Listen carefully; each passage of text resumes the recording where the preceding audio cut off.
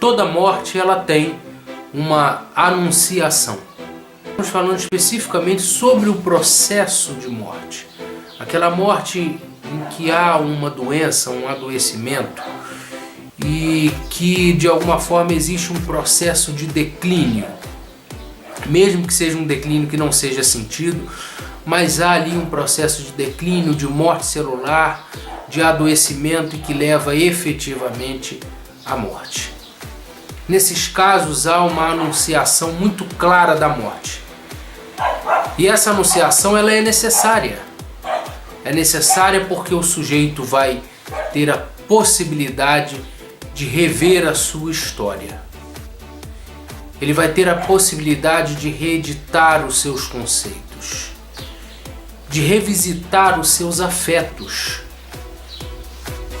e, sobretudo, de reabraçar pessoas.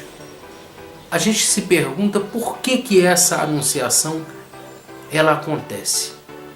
Acontece exatamente porque nós precisamos ter a oportunidade, aquela pessoa que vai vivenciar o processo de morte, ela precisa ter a oportunidade de sentir o suspiro de vida. Mais uma vez, ou mais algumas vezes.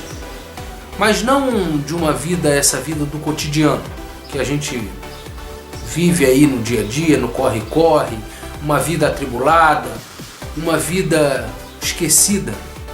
Não é dessa vida que nós estamos falando. Nós estamos falando sentir a vida na sua profundidade.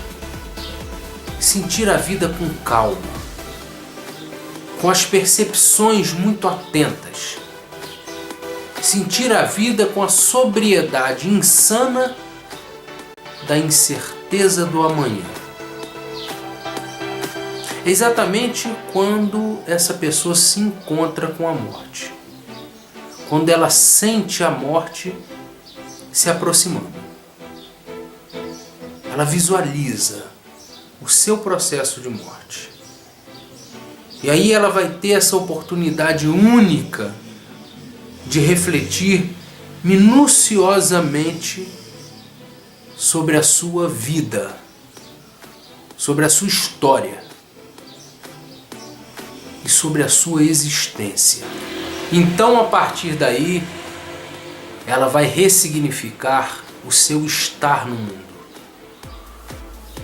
Ela vai repensar a sua própria construção de vida.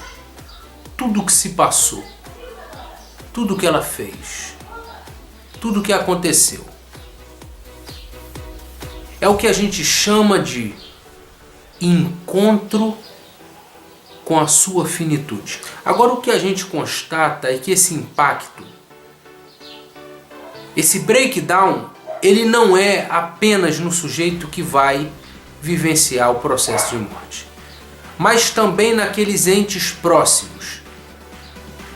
A pessoa que participa do processo. Um cônjuge, os filhos, algum irmão, os pais, um amigo bem próximo. Esse sujeito ele vai visualizar proximamente esse processo de morte. E isso vai possibilitar ele não um encontro com a sua finitude, como naquele que vivencia o processo de morte, mas um ensaio sobre a finitude. É isso, um ensaio sobre a finitude. Ele vai sentir tangencialmente, passando muito próximo, do lado, arrastando na sua subjetividade o sentido da morte. E a partir disso, ele vai ter, na verdade, o outro lado da anunciação. Porque para ele não é uma anunciação de morte. Para ele é uma anunciação da vida. Uma anunciação da vida. Porque apesar dele estar vivenciando todo aquele sofrimento, ele vai conseguir vislumbrar um lado positivo disso. Porque ele passa a valorizar a vida. E aí ele vai ser tocado pela importância da vida. Ele vai rever o seu conceito de viver. E começar então a compreender que a melhor forma de lidar com a morte é valorizando a vida. Enxergando nas coisas simples, coisas muito grandiosas. Percebendo que as pequenas emoções, elas são recheadas de grandes sentimentos. Nos detalhes, ele vai ver que existem muitos ensinamentos e aprendizados. E vai perceber as maravilhas que a vida proporciona. Dessa forma, ele deixa de dar tanto valor aos anos, meses e semanas e passa a valorizar mais os seus dias, as suas horas, os seus minutos. Dessa maneira, ele vai fortalecer a sua fé.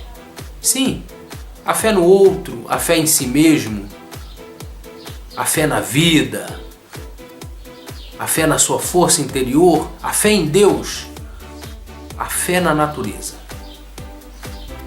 E revigorar então a sua esperança, acreditar mais, passando a adotar uma postura muito mais ética, consigo mesmo e com os outros, revendo seus limiares, aumentando alguns, diminuindo outros, e passando a dar uma importância muito especial ao sim, mas um valor inestimável também ao não. E vai então passar a cuidar melhor de si.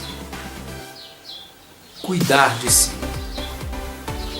Compreendendo então e chegando à grata conclusão de que a melhor forma de lidar com a morte é viver.